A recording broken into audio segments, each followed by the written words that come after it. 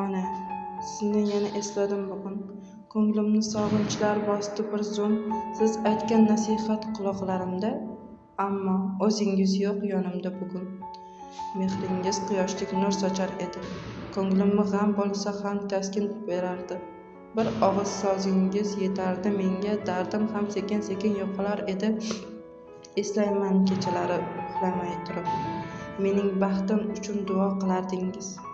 Men esa anglamay o'tgan kunlarda mehringiz qadrin kech bilardim.